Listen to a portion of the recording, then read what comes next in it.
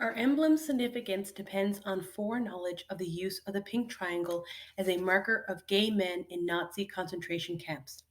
Its appropriation by the gay movement to remember a suppressed history of our oppression and how an inversion of its positioning. The power of this equation under a triangle is the compression of its connotation into a logo so striking that you ultimately have to ask, if you don't already know, what does that mean? September 1st, 1939, the day that Germany invaded Poland, is greatly regarded as the beginning of World War II. Adolf Hitler, an inspiring artist and architect, became the figurehead and commander of the Nazi Party by the age of 36. He believed that the Aryan race was the pivotal piece to society and that all others were inherently inferior. Having written Mein Kampf while in prison in 1925, he outlined his plans for succession, his manifesto, and became the dictator of Germany by the age of 50. Surviving documents indicate that roughly 6 million people died in concentration camps, ghettos, or other barbaric means, and that roughly 11 million people died in World War II overall. Within these numbers is a statistic that does not receive much attention. During World War II, roughly 100,000 men were accused of being gay, an illegal status under paragraph 175. Roughly 50,000 of those were found guilty, and roughly 15,000 were sent to concentration camps. Survival rates for these men were less than 1%. Paragraph 175 was first introduced in 1871, implementing 10 years of imprisonment for anyone found guilty of physical sexual acts between two men. In the early 1890s, there was some backlash, and activist groups had almost won the fight to have the law revoked. However, with the rise of the Nazi Party, that vote was halted. In the early 1900s, they began a campaign to strengthen the rules, and in 1935, they were successful in broadening it to any sexual activity between two men, including masturbating next to one another. This law allowed Hitler and the Nazi Party to have carte blanche to invade homes of suspected individuals and drove the once thriving gay scene back underground, since gay men presumably lowered the birth rate of the Aryan race and were seen as vectors of disease. It should be noted that this law was only abolished in East Germany in 1988 and in West Germany in 1994. Before the rule of Hitler, there was also an openly gay German physician, Magnus Hirschfeld, who spoke out passionately as an advocate of gay rights. He was a theorist of sexuality, being credited with creating the word transvestite, a now outdated and offensive word, but provided a basis for transgender people during that time. In 1897, he established the Scientific Humanitarian Committee, the world's first gay rights organization, in which the main goal was to fight against paragraph 175.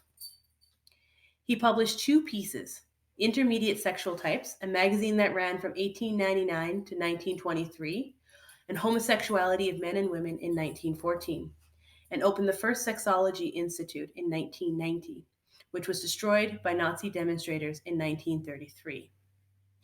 While not officially proven, some believe that Hirschfeld's activism is what spurred the attack on him in 1920, in which he suffered a severe head injury, almost killing him.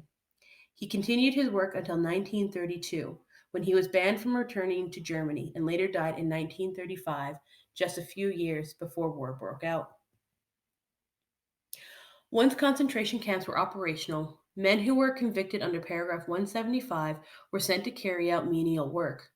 Originally, their uniforms would have had 175 largely written on their back, and on the front, the letter A, which stood for Arschficker. Wanting to maintain coherence, these individuals were switched over to a pink triangle to keep with the color and symbol system already in place. While some people theorize that pink was selected as the color to demean gay men, exemplifying their femininity, another reason could have to do with the gender codes of the time.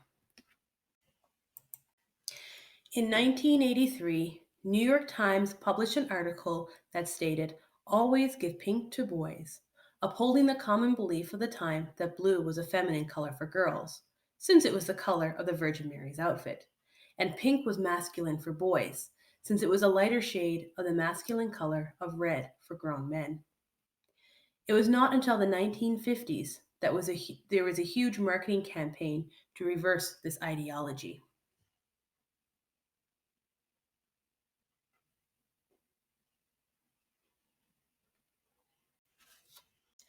In either case, once the convicted men were sent to the camps, they were considered the lowest of the hierarchy within those camps. There are reports that they were segregated from other inmates for fear of spreading a disease and were punished not only by the guards but by other inmates of other groups. There are even some reports of people switching coats with deceased individuals to avoid further persecution of the Pink Triangle. Women were infrequently charged and convicted because the Nazi Party viewed women as passive and naturally dependent on men. When they were convicted, they were required to wear a black triangle, meant for those considered asocial, which includes thieves, murderers, nomads, and Aryans who engage in sexual relations with Jews. While some groups have tried to revitalize the symbol, it has not been as successful as the pink triangle, and many of those who identify as lesbian still wear the latter symbol. History of persecution did not end there, and can be most detailed in three events in the 20th century: Stonewall riots of 1969, the Toronto bathhouse raids, most famously in 1981, and the AIDS epidemic of the 1980s. Beginning with the former, 1969 saw the biggest protest movement, resulting in 5 days of rioting in New York City. The Stonewall Inn was a mob owned and operated gay establishment that frequently paid off police officers to turn a blind eye, since it was illegal to sell out liquor to a gay individual until 1966, and sodomy laws were still enacted for many years thereafter. In June of 1969, a raid occurred on the inn, and 13 people were arrested, in which many were abused as they were taken away. On this occasion, instead of dispersing, the crowd decided to fight back, and hundreds of people were involved. The next 5 days brought out thousands and resulted in more movements and protests around North America. A decade later, Canada was brewing its own revolt. In February of 1981, police officers carried out Operation Soap, in which 4 locations in the downtown core were raided at 11 p.m. Over 200 officers were coordinated, resulting in 286 men being arrested and charged for being in a bawdy house, and 20 men charged for operating one. While most were found innocent, it began a series of large protests. It was reported that one officer allegedly told a line of men, "I wish these pipes were hooked up to gas so I could annihilate you all." This event would become known as the equivalent to the Stonewall riots. Finally, the AIDS epidemic, which gained a lot of notoriety in the 1980s, began to use the media and the previous two events to showcase what was really happening in Canada and the USA. Previously, the media were using images of sickly men to highlight the devastating effects of HIVs and AIDS, giving a very sensational and scary image to the disease. What resulted were two main movements: silence equals death, and let the record show. Silence Equals Death was a protest initiative that began in 1987, created by a group of people that did not see themselves as activists, but wanted to bring attention to a disease that was killing thousands of people. They had a dual purpose of stimulating queer political organizing to bring more voices to the call, but also to let the non-queer community to see that organizing had already begun and was only growing larger. They did not want to create a manifesto as they feared it would be buried by the media, rather wanting something that was going to be powerful yet visible. Using advertisement techniques of less is more, they created the motto and used the pink triangle to reference the fact that the AIDS epidemic was another genocide of the gay community. Flipping the triangle around was not intentional, but once it was produced, they adopted it as a sign that the community was ready to fight back. A power reversal. This protest initiative was begun by 6 members: Avron Finkelstein, Brian Howard, Oliver Johnston, Charles Krylov, Chris Leone, and George Sokeras, who would later be present for the creation of the ACT UP movement. Using a focus on community, production, autonomy, and citizenship, they were capturing the potential for popular media practices to build new forms of community and to incite change. This change was noticed and helped to distribute a new meaning with global context that transgressed the limits of geography, even before the invention of the online world. ACT UP, the AIDS Coalition to Unleash Power, was officially created by Grand Prairie and worked closely with Silence Equals Death in creating a different narrative to the AIDS epidemic. As mentioned previously, media was focusing on the sensational images of those who were struggling and suffering from HIV and AIDS, producing mainly sickly images. It was placing blame on the queer community for not doing more to protect its own people. ACT UP sought to shape the messages that were being broadcasted by most famously creating the art piece, Let the Record Show, a piece commissioned by the New York City's New Museum of Contemporary Art. This image was meant to represent an official hearing, displaying the Nuremberg trials in the background and the Silence Equals Death logo above it all. Highlighting the pink triangle on top further connected the viewers to the silent past of the queer prosecution of the Holocaust to the silent present of the AIDS epidemic. 6 figureheads were displayed with a quote for each one, with the exception of the last, President Reagan, who remained silent on the topic until 6 years into his presidency. The use of the pink triangle, along with the images below, was meant to force the viewer to reflect on the meaning of fascism and how it may appear in the American context. Building on the global context of its predecessor, ACT UP focused more on reflexivity, which developed its goal of national citizenship in terms of being contemplative, critical, responsible, and pluralistic. This art installation took into consideration the implications for specific audiences and positioned the viewer to consider insights gleaned from various approaches as to make informed decisions and take informed actions. Beyond these two creations, the queer community was trying to change the media voice from within. Body Politic, who held an office space in Toronto, was publishing short magazines for a primarily gay audience, causing unrest in the area, and thought to be a catalyst for the bathhouse raids. While no images remain, many reports suggest they quite often used the pink triangle on the front cover to highlight the oppression that existed. This unverified information could be supported by the fact that from this publication arose another organization, the Pink Triangle Press, which published its first issue in 1971.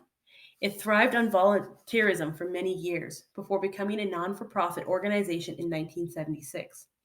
And when faced with financial trouble, Body Politic made the decision to put the majority of its finances over to the new organization in order to support a new corporation and continue to help it grow. For a decade, the corporation faced many raids from the police trying to indict it on indecent material, but was continually found not guilty.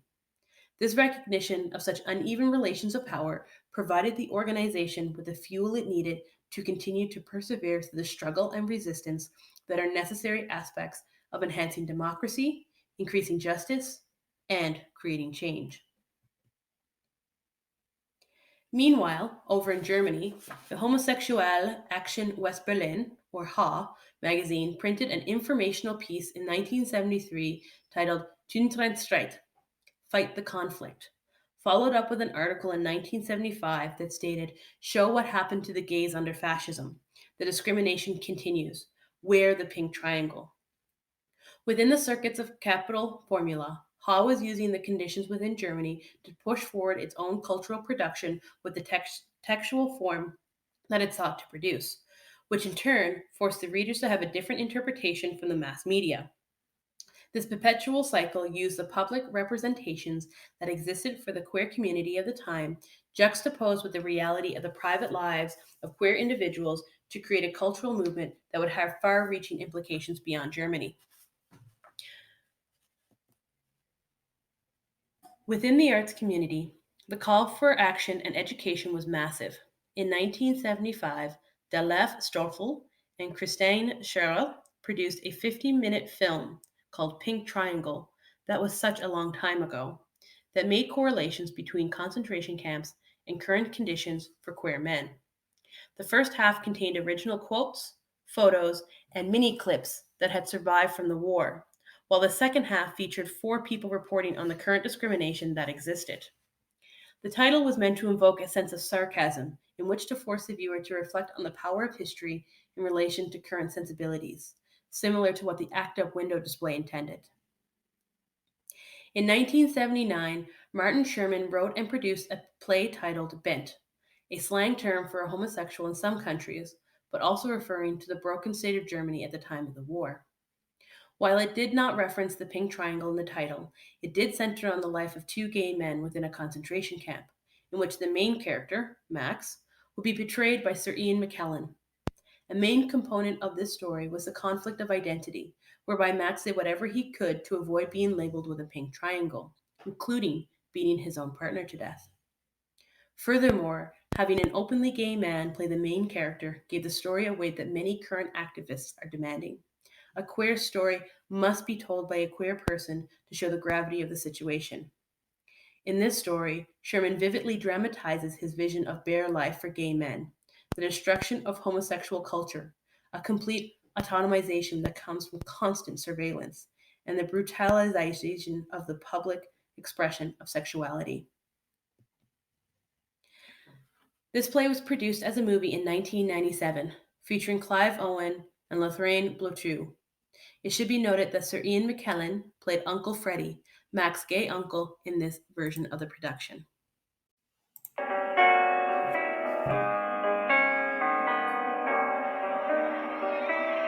Streets of Berlin,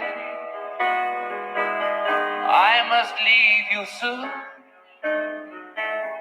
Oh, will you forget me?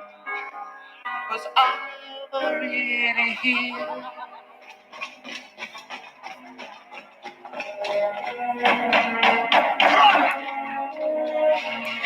No!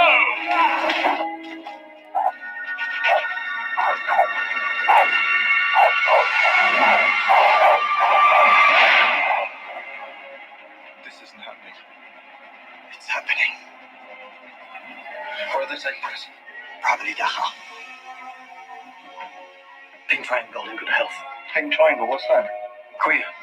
If you're queer, that's what you wear. Pink is as low as you can get. It isn't happening. How'd you get the yellow star? I'm Jewish. You're not Jewish, you're queer. I worked a deal. With the Gestapo. You will work here. I'm watching. I see everything. And I'm the only one who knows your secret. What secret? That's your pink triangle.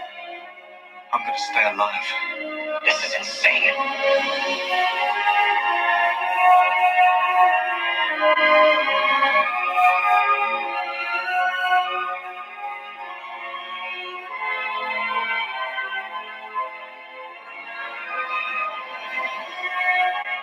I love you.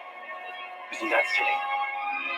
Don't love me. They don't want us to.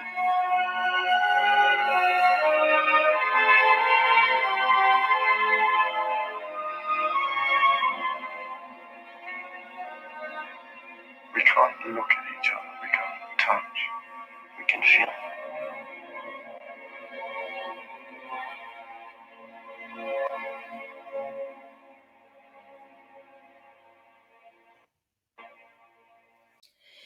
In 1986, a German refugee, Richard Plant, published a book titled The Pink Triangle, The Nazi War Against Homosexuals, which described a history of events that led to the persecution of gay men, and thereby the events within the concentration camps. His detailed account of the relatively unknown mistreatment of a group of people is thought to be the first comprehensive record of what happened. Fast forward to 2000, and Jeffrey Friedman produced a documentary, Paragraph 175, which featured the stories of 5 surviving men from the camps, and was meant to fill a crucial gap in the historical records and reveals the lasting consequences of hidden chapters of the 20th century history. These media representations of Holocaust occurrences were generated and solidified through the social processes and practices which were circulated, negotiated, reproduced, and resisted. Each piece did face its own pushback due to the lack of education and lack of surviving official records. However, they have equally found their place in history as a new official record of what occurred during the early part of the 20th century. While the symbol of the pink triangle has been historical, political, and metaphorical, it has also been used by companies that have caused a backlash from the public. Running from 1998 to 2008, the television show Teletubbies sparked one of the first controversies that brought about a conversation across North America and Europe. Originally a British show, it came to the Americas, whereby televangelist Jerry Falwell immediately began an outcry against the gay character, Tinky Winky. A purple figure with a triangle symbol on top, who carried a red purse, was identified as a male representation who was free to explore gender roles. Purple was thought to have been selected due to the representation that the color symbolized for the queer community, and the triangle for obvious reasons. In Britain, he became a major role model for the queer community, while in the Americas, people thought it was perverse to showcase such a figure to children.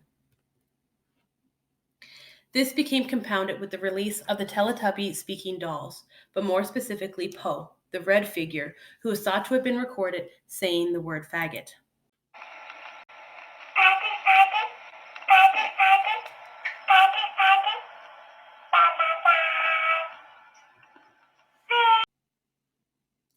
These dolls were removed from store shelves, but the company maintains that the doll was actually saying "fit it," which is allegedly Cantonese for faster. In 2015, Urban Outfitters designed a tapestry that featured black and white stripes overlaid with an occasional small pink triangle. This Holocaust-like fabric immediately caught the attention of survivors and those in the queer community. The Anti-Defamation League, or ADL, sent a letter to the company urging them to remove the production from distribution.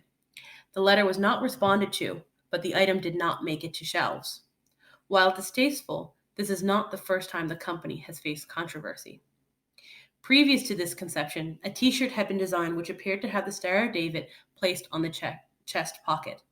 This also did not make it to store shelves, but the combination of the two designs have angered customers, causing a boycott of the company by many. More recently, in 2018, Nike used its Be True campaign, started in 2012, to showcase a new line of sneakers. Using a lavender color in the background, along with the pink triangle, the company was trying to pay homage to the Silence Equals Death and Let the Record Show art installation movements. However, this faced backlash from the queer community because they felt that Nike was appropriating the message for profit. None of the proceeds were being donated to a queer movement organization, nor were they being used to help support queer initiatives. Unlike Urban Outfitters, Nike proceeded with the Be True campaign and released the sneakers in June to coincide with Pride Month. This mainstream attempt by Teletubbies, Urban Outfitters, and Nike represents an attempt to hijack queer culture into the mainstream popular culture. While the former saw a positive reaction in some areas, the latter two did not consult the community, nor attempt to work with them to ensure that sensitivity and memory were honored. Since popular culture cannot be separated from ideologies of consumerism and materialism, that it needs to work with the people it directly affects to ensure that a positive outcome can be reached. Non-for-profit organizations have also adopted the triangle as a symbol as a way to identify themselves as part of a movement designed to support the community. BiNet USA is a bisexual organization of which their mission is to create a network for people to join and communicate with others, promote visibility, and create and distribute educational material. While using the triangle symbol, they have altered the color to match with the bisexual pride colors. GLAAD is an organization that specifically offers legal rights to the community with the mission to end discrimination based on sexual orientation, gender identity and expression, and HIV status. By using the triangle as the A within the logo and using purple instead of pink, it is attempting to represent the community as a whole. PFLAG provides peer-to-peer support via meetings, events, and promoting community awareness. Originally used as an acronym, it stood for Parents and Friends of Lesbians and Gays. However, the acronym has since been abandoned and the organization has grown as it has become more inclusive with other identities, such as trans and agender. It should be noted that within the United States, the organization does use a triangle symbol, but not within Canada. Centre communautaire LGBTQ+ de Montréal is an organization that provides a safe space for people to connect with the goal of improving the well-being of community members. It does this by promoting inclusion in the workplace through education, information, and research. Finally, the Canadian Centre for Gender and Sexual Diversity, based in Ontario, was officially created in 2015, growing out of a previous organization that took roots in 2005 under GER's vision, Canada's Youth Diversity Initiative. The CCGSD creates workshops, materials, study guides, lesson plans, and reaches out across Canada to bring queer material to schools and companies alike. Using a fingerprint design in the triangle, the intent is to show that all individuals are unique, yet united together through the triangle. Pride organizations around the world adopt a logo that reflects the community that they represent, but none is more notorious than the Sydney's Mardi Gras celebrations. Having recently celebrated their 40th anniversary, its logo has a triangle embedded in it and has been used in their advertisements for decades. More commonly seen in the 1980s, the pink triangle was used as a marker of gay pride, but over the years, the organization changed the use of it to a more symbolic frame when it was included. This use of the triangle through companies and structures is another way in which the queer community is taking back a symbol of oppression and altering it to a symbol of organization and empowerment to show that the economic and political class are working together.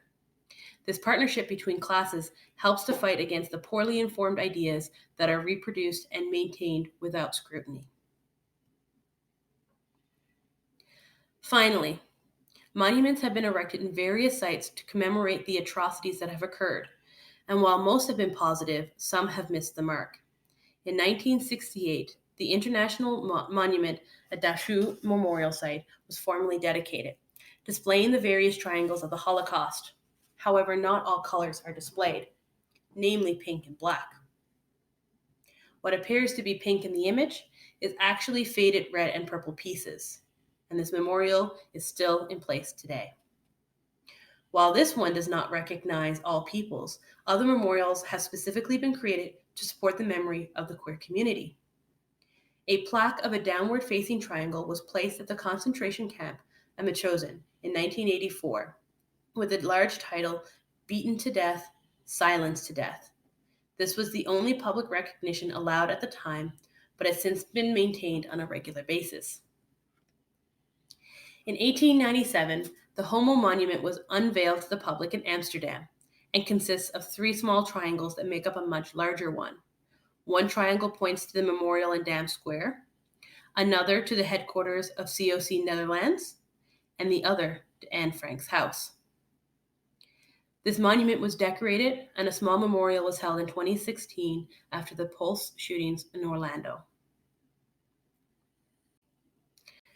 Beginning in 1995, San Francisco Pride Organization places a 200 feet long pink triangle on Twin Peaks, which can be seen for 20 miles during the Pride Week. This was born out of the various movements that came before it and wanted to honor those that had lost their lives to discrimination and still continues to do so.